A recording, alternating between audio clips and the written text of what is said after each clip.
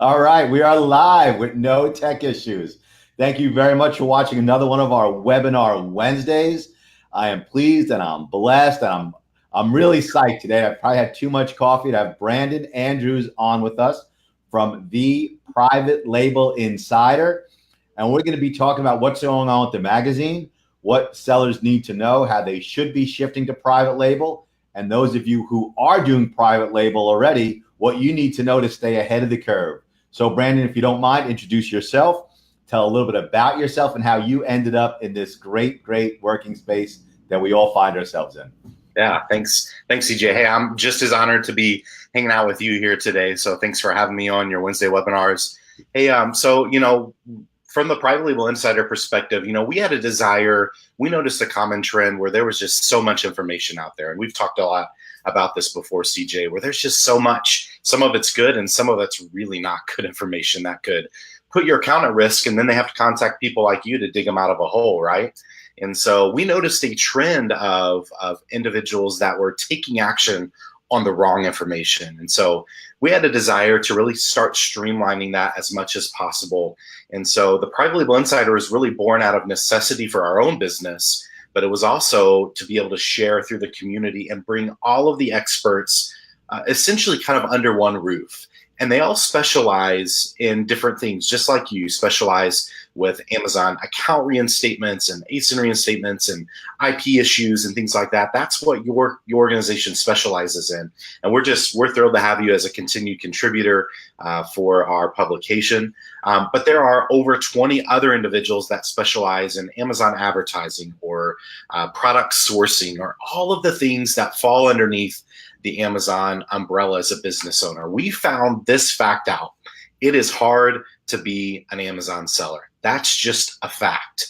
And so having all of these experts as kind of your strategic advisors for your business really helps kind of give you an edge on your competition to not only know the right tactics and the right approach to your business, but you're hearing from people that deal day in and day out with the challenges, with the successes that they are working with their clients in order to achieve a successful business. So we started our back in 2014, and we just enjoyed the space to be able to jump in. And I mean, there is no other opportunity like this on the planet and has ever been for normal people like me. I am just a normal guy off the street, but a normal person like me who can quit a corporate job and walk into building a multi-million-dollar private label business. I would have never thought in a million years that's possible, but that's the reality. And it still exists today. No matter what else everyone is saying, it still exists today. The potential and opportunity is there. It requires a little bit more work and making sure you have the right tools and the right knowledge in place, but it is totally still a huge opportunity to build a reputable brand on Amazon, and then, of course, take it off Amazon and do some really creative things. I love what you're saying. I want to break it down into various little more digestible chunks, okay? First of all, Amazon is a huge opportunity. I agree with that. People think that we're always against Amazon, and we're not. I think Amazon has provided the #1 opportunity for regular people in the history of commerce. I mean, Absolutely. Going all the way back to Christopher Columbus, where you needed like the monarchy to fund anything, right? To just, 20 years ago, when you need $100,000 to open up a retail store. Now, anybody with a cell phone, anybody with a credit card can get into international business right away. Also, when it comes to private label, we are so in tune. We're so aligned with our thoughts on this, okay? Amazon sellers, since Amazon is such a beast in the United States, Amazon sellers need to build up an asset. They need to build up something that they own, not just your account, but intellectual property rights. I was in Hong Kong. I'm really sorry you didn't make it to Hong Kong. Brandon had some personal issues where he didn't make it there. We'll be there in April. But we were talking about several speakers about how do you get to 6 figures, then how do you get to 7 figures and 8 figures? And the only way to get there is to develop intellectual property rights that you own something, okay? So that's the wave of the now, that's the wave of the future. You want to become more platform agnostic like sellers are in Europe, where they're not so married to Amazon and all the bullshit that they put sellers through and how hard it is. And you also hit the nail on the head that selling on Amazon is not easy. It takes skill, it takes hard work. And I reviewed a video for a colleague who's a really big YouTube guy, and he reviewed one of these bullshit courses where they're saying you can't lose money. Okay, slam dunk, 100% guarantee, and that's a bunch of. I'm cursing a lot. That's a bunch of horse shit. Okay, so Brandon, let's start talking about some of the contributors that you have, and also I apologize, I missed last month, I think, but we're going to be back in there this month. Where do you see the trend of between all the experts that you have putting their articles into the magazine? Who's in it? And I want to talk about the trends of where the hockey puck is going. You know, Wayne Gretzky, he was a great hockey player because he knew where the puck was going. So who do you got in there, and what do you see as the trends between all the expert opinions that are writing into this great magazine? Yeah, perfect. I'm actually pulling up our site right now, theprivatelabelInsider.com, because I don't have all of these contributors memorized. We continue to add constantly and get people that are just really knowledgeable around all the different intricacies of Amazon private labeling. So we have some ex-Amazon individuals that are contributing. That's a huge angle to have, because they know the inner workings of how, and they may have been removed for a year or two, and we know things change frequently and quite often, but they have a certain viewpoint because they were immersed in the culture of Amazon. And so we have a couple contributors. You have from Cascade or Cascadia, right? Yeah, Cascadia Solutions, Rachel Johnson is one of our contributors. Let me stop you. So Rachel, if you're watching this, I'm a really kind of robust, unstructured trial lawyer fighter. Rachel is kind of the opposite of me personality-wise. And while we don't mesh, I do have a lot of respect for her, especially when it comes to her insights on private label. What has Rachel been talking about in the Private Label Insider? Yeah, Rachel's really been taking a very focused attention around preparing for Q4. Obviously, the last couple months, we've really been leading up to Q4, what to do, what to make sure that you're fully prepared for entering in Q4, with a heavy focus on Amazon advertising. I know they did kind of a Q4 boot camp leading up to some of the things that were happening. And so she's been focusing a lot on really the nuts and bolts of an Amazon business, what it takes to be successful, and how to capitalize really as we reach the highest volume selling season that every year Amazon continues to top the highest numbers that they see for the Black Friday to Christmas season. So that's where she's been focused on.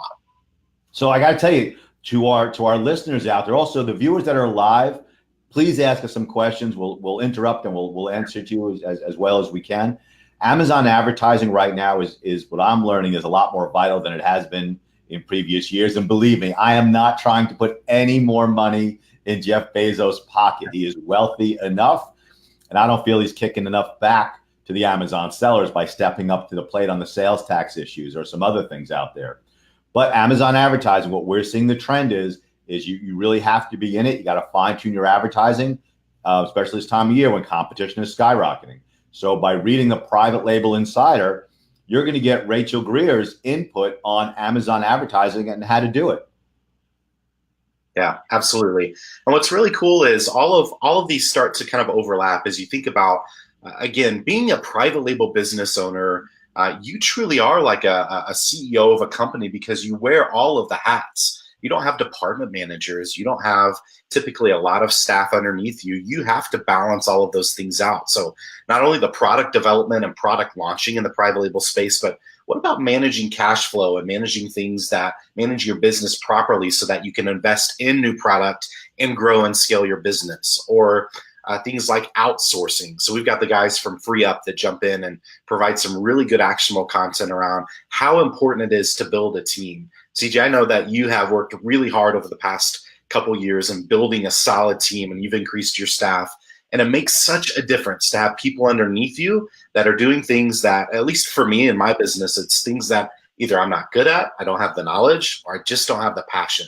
I need to focus in the areas where I have strength and where I can focus my strengths in building our business. One of our particular, at least my particular strengths is the strategy side. And so I love to camp out on the strategy side, but I don't enjoy some of the day-to-day components. And so the FreeUp guys have been providing some great content around how to outsource and how to build a team around you, which I believe is, again, a differentiating factor for a lot of businesses as they're looking to scale and grow their business going into 2019. Yeah, I agree. I have Nathan's site. Nathan Hirsch is the principal of FreeUp, and that's not a typo. It's free with an extra eup.com. and they provide fantastic resources to pass off some of your functions. Here, we farm out, like, there's nothing that we do with an account that goes outside of these offices here in beautiful downtown Long Beach, New York. Every account is analyzed here. Every plan of action is written here. Every intellectual property issue is addressed by the team here in New York. But things like getting me my list of events for 2019, where we want to go as an attendee, where we want to try and speak. Nathan's team at FreeUp is absolutely great. For accounting services, they can find people for you, for marketing, just all sorts of things. People who are great with listing writing, people who are great with photography. Right. So, and you can get, again, all this information, all the opinions of all these people with specific expertise is in the Private Label Insider, which I think is huge. As far as I'm aware, not only is it fantastic, it's the only one out there where everything is consolidated and you get it each month, and the knowledge is cumulative. So yes. I think the company FreeUp is huge. And I think his insight alone is worth reading the Private Label Insider. Yeah, I agree. 100% agree. Okay, so we got Q4, we got advertising. We have freeing sellers time up so they can focus on really what they do best. What else is coming up in like the next month's magazine? Yeah.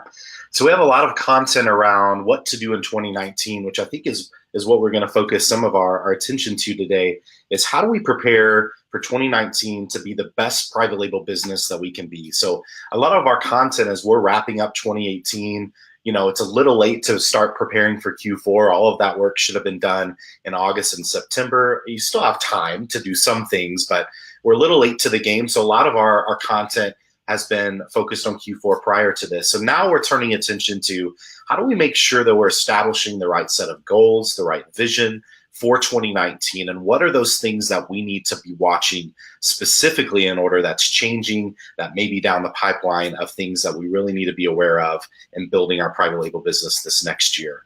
We know this, CJ, and you know this, as every year continues to go on, we have a flood of new private label sellers that come into Amazon.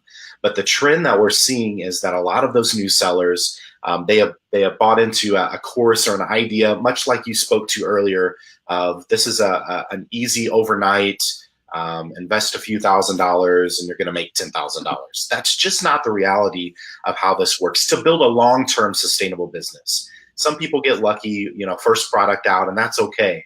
But the whole point of building this business is a long-term strategy. It's a long-term vision of building a brand, building that asset for potentially an exit down the road where you could sell this to a private equity firm, to another Amazon seller who would pick this up and acquire it. This is happening every month that businesses are being bought up. Amazon FBA private label businesses being bought for 20, 25 times their valuation. And so this is a huge opportunity in a short window we may live in. But again, we want to make sure that we have the long-term strategy for this. This is not a short-term game like retail arbitrage or online arbitrage, even wholesaling.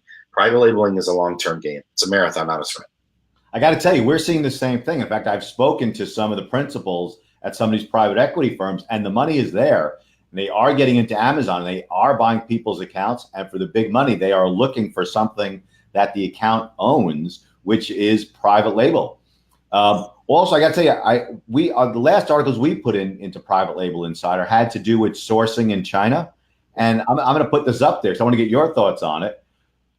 You have so many courses, so many people taking groups to China to do their sourcing in China, to the Canton Fair. But as of January 1st, it's going to be 25% tariffs on anything made in China. Are you starting to see information percolate to your readers regarding sourcing your product someplace else to avoid these tariffs? Yeah. I mean, China obviously is a hub, and it will take a while for some of that to transition elsewhere. But absolutely, we're starting to get some information around even Chinese companies that are contracting in other countries like the Philippines, as an example, and some of our contributors that are located in China that do exactly what you're talking about around sourcing direct with factories. They've got a wide range of a network of factory connections and relationships there. They're seeing a trend where the China organizations and suppliers know that it's going to be a challenge to continue to attract the attention that they have in the past with these tariffs. My personal opinion is something will have to break at some point.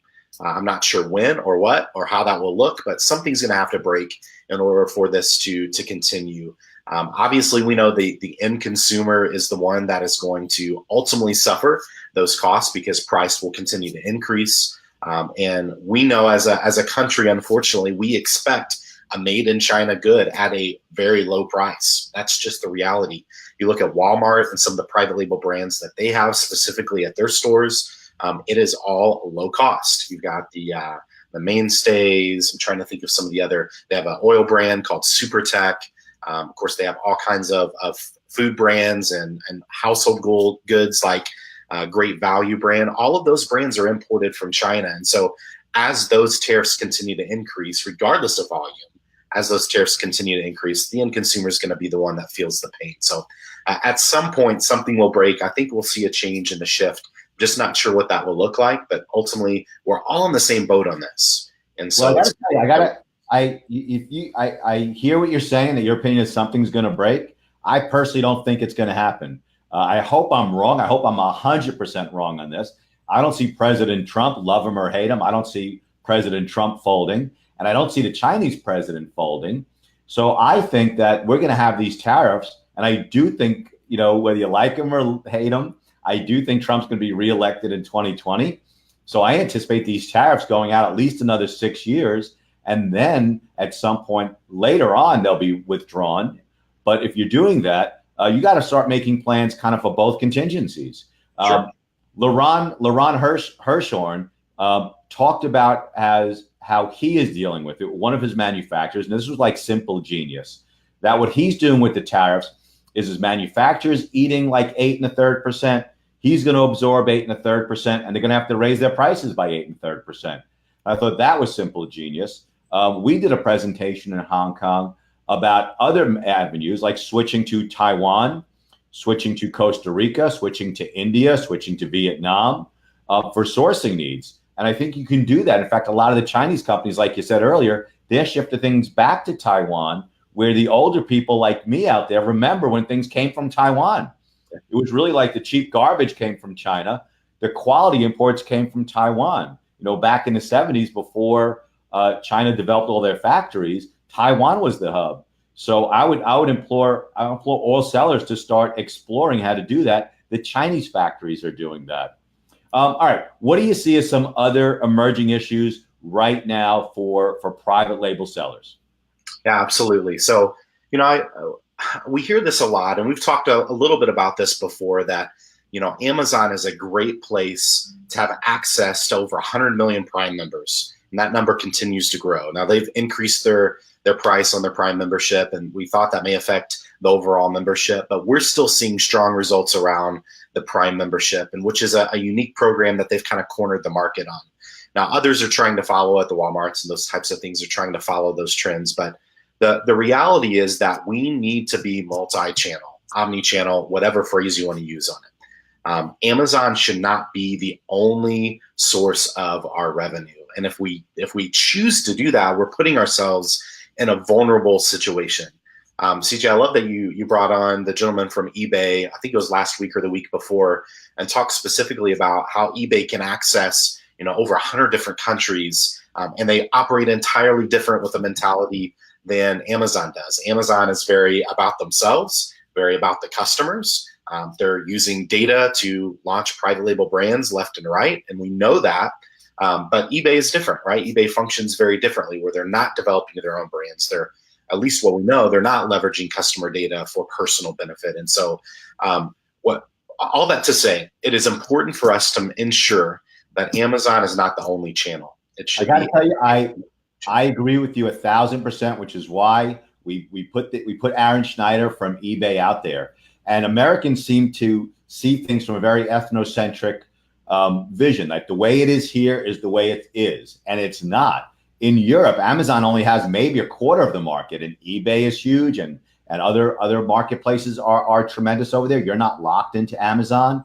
In Australia, Amazon is still a bit player. I mean, it's growing, and we expect them to do nicely over there. But they're not the beast that they are here. Okay. Right. So as you develop your private label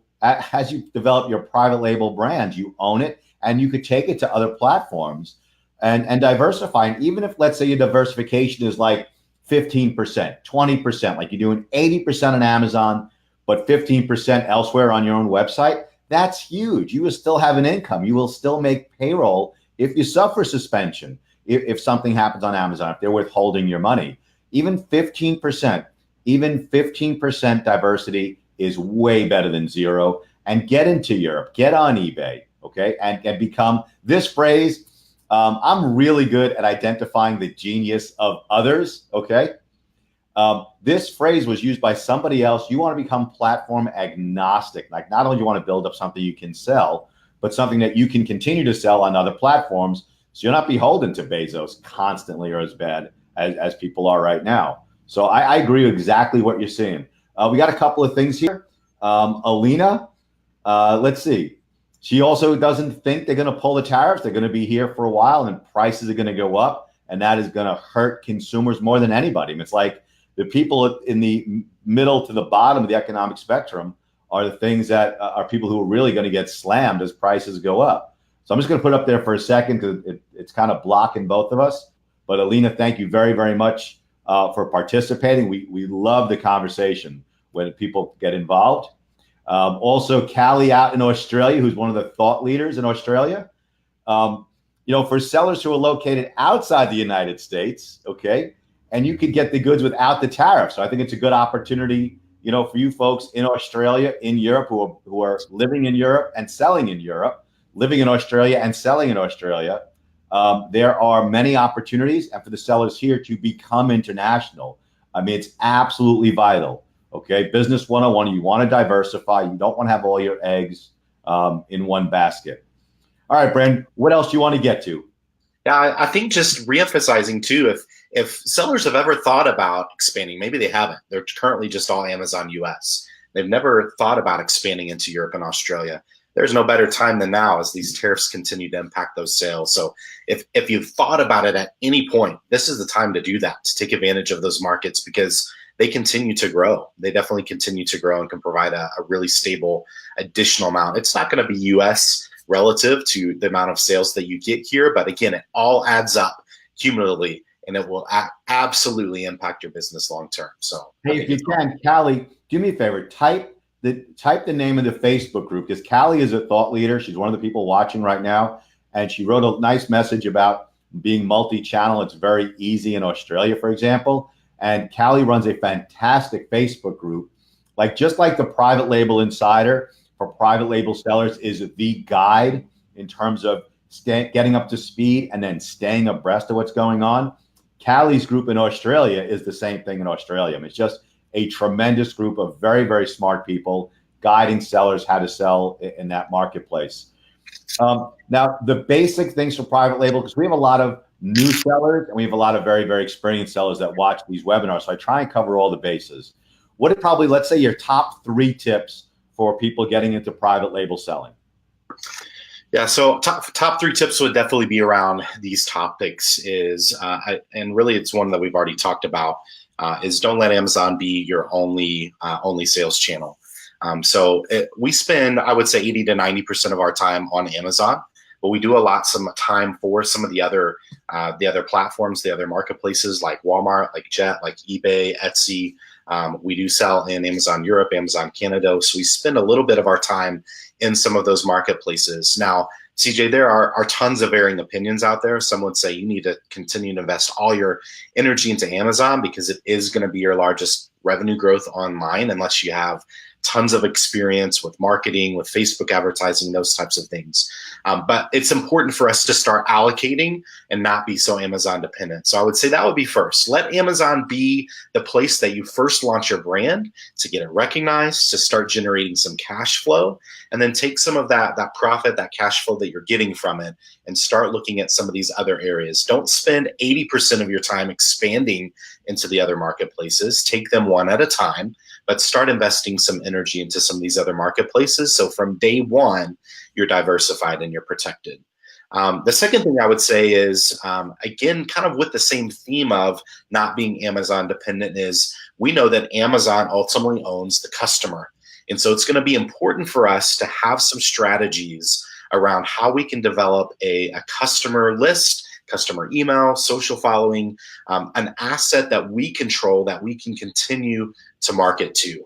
And so whether that's on Facebook, on Instagram, social markets, or anything outside of that, we have to have some sort of asset and not be relied fully on Amazon for that to be the case. And so it's going to be extremely important for us to have those kind of tactics and strategies in place to build that following, so that as we launch product number 2, product number 3 and 4, we know we already have customers who trust our product. It's a high quality product. They enjoy the experience. Our branding is spot on so that they have that first impression that's memorable.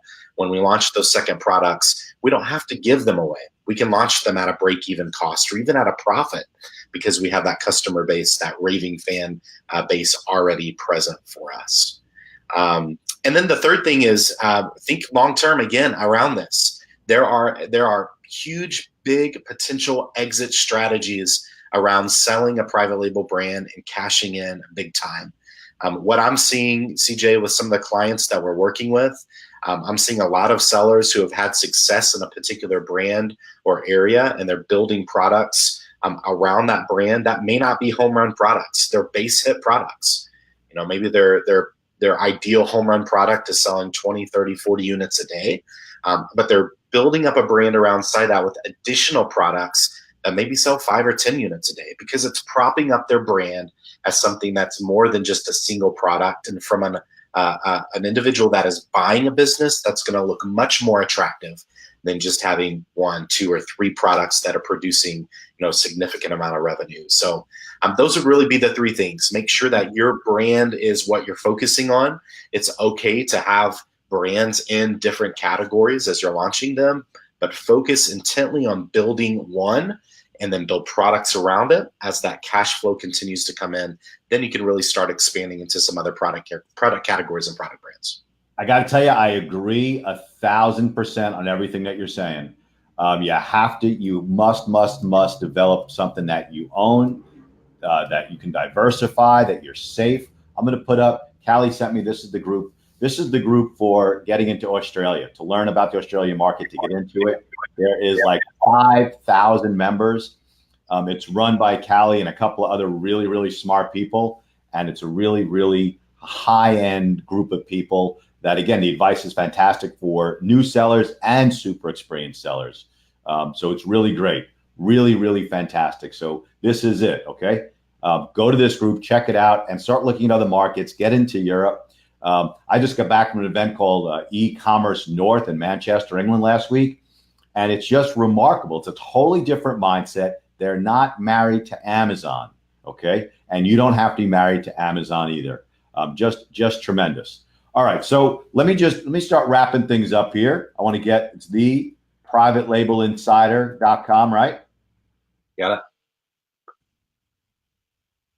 Okay, so I think sellers who are not in private label should read this magazine.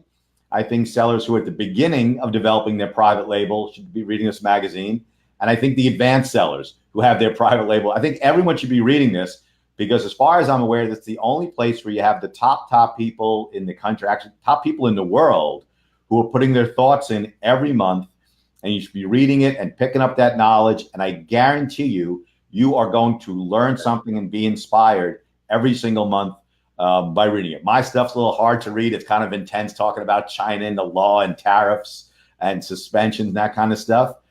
But you're going to learn. You're going to be inspired, which is really, really huge. You're going to be reading from people who are in the space every single day, in the trenches, in their specific niches. Okay, just like we handle suspensions and appeals and IP issues and arbitrations. Okay, you have Rachel dealing with branding. You have Ashlyn Haddon, I know, submits once in a while. She's talking about the insurance needs and how to protect you there. You got Nathan talking about what you can possibly outsource. You got people talking about listings, people talking about developing products. I mean, it really is just a wealth of knowledge in one place to go, which I think is absolutely huge. Also, you got a big shout out. Did we put it up there? There you go.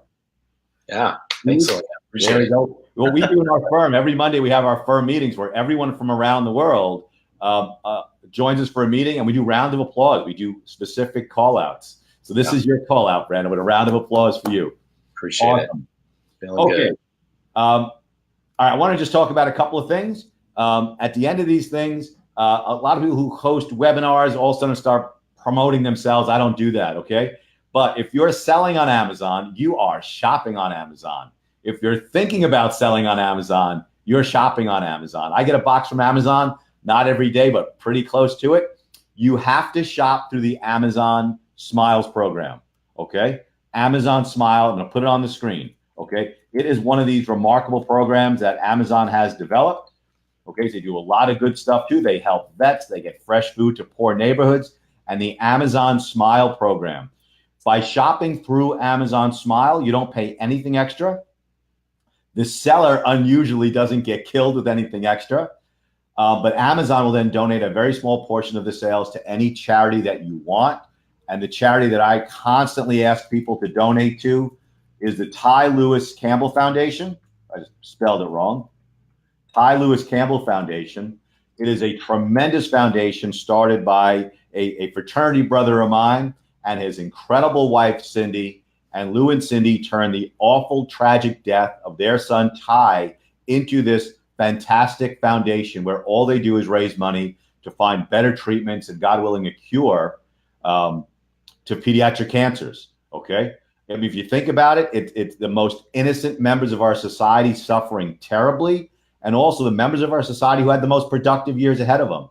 And the funding for pediatric cancers from our government is shit, okay? So if you are, sorry about my language, Brandon, if you are shopping on Amazon, please use Amazon Smiles. If you don't have a charity you're funding already, choose the Louis Campbell Foundation.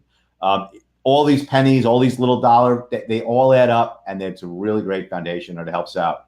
So Brandon, thank you very, very much for joining us.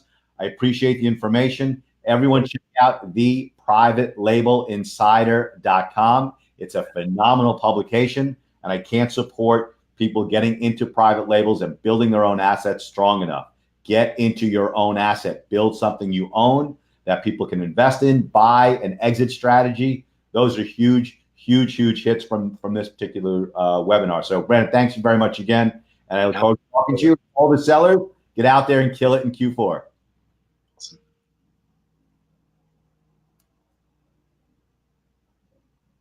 All right.